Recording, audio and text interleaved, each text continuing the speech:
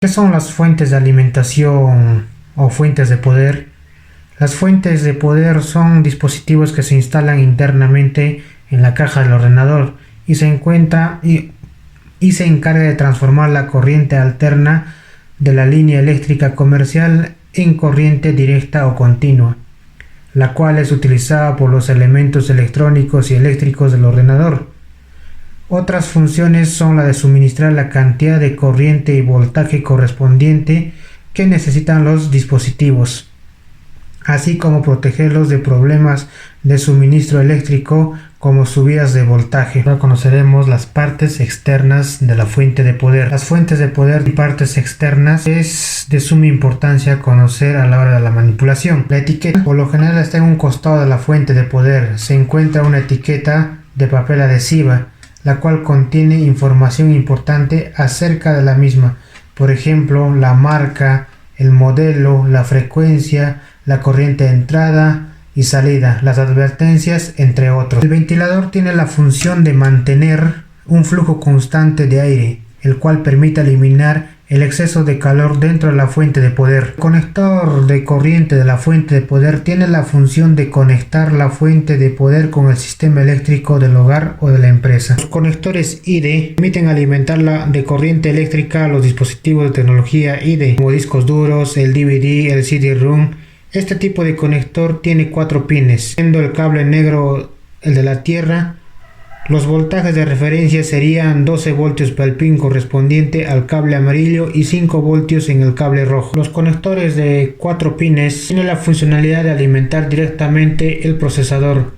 Este tipo de conector brinda el voltaje de 12 voltios en los pines correspondientes al cable amarillo, mientras que en el cable negro es la tierra. El conector ATX de 24 pines tiene la funcionalidad de alimentar la tarjeta madre. Este tipo de conector, el cable negro es la tierra y los correspondientes a los pines 3, 5, 6, 15, 17, 18, 19 y 24. El voltaje de referencia sería 3.3 voltios y se ubica en los pines 1 y 2 y el 12.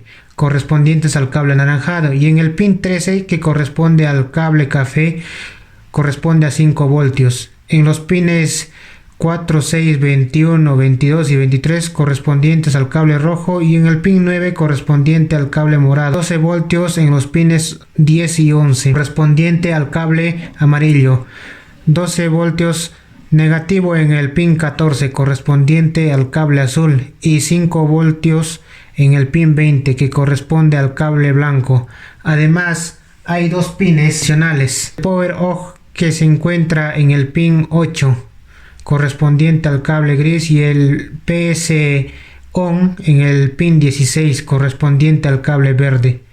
Una forma rápida de saber si la fuente está funcionando es realizando un puente entre el pin 16 correspondiente al cable verde y cualquier otro pin de tierra que corresponde a los cables negros. Ahora procederemos a destapar esta fuente de alimentación para conocer sus partes internas. Empezamos a sacar todos los tornillos con el desarmador y lo colocamos en un sitio seguro para no perder los tornillos.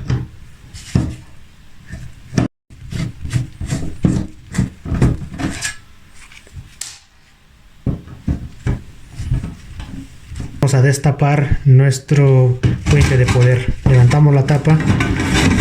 En la imagen se aprecia una fuente de poder ATX destapada, pudiéndose identificar fácilmente en la imagen de conmutación, así como los transistores de potencia, los conmutadores, los cuales se caracterizan por estar acoplados a un disipador de aluminio.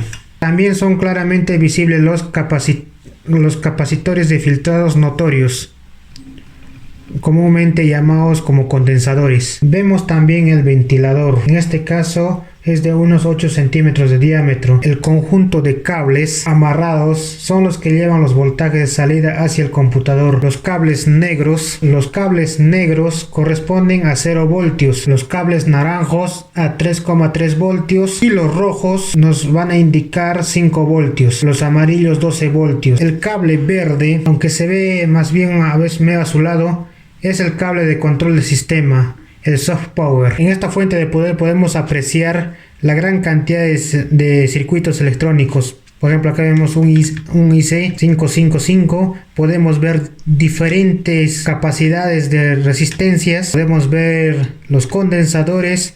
Podemos ver el transformador de corriente. Acá también el transformador principal. Los disipadores.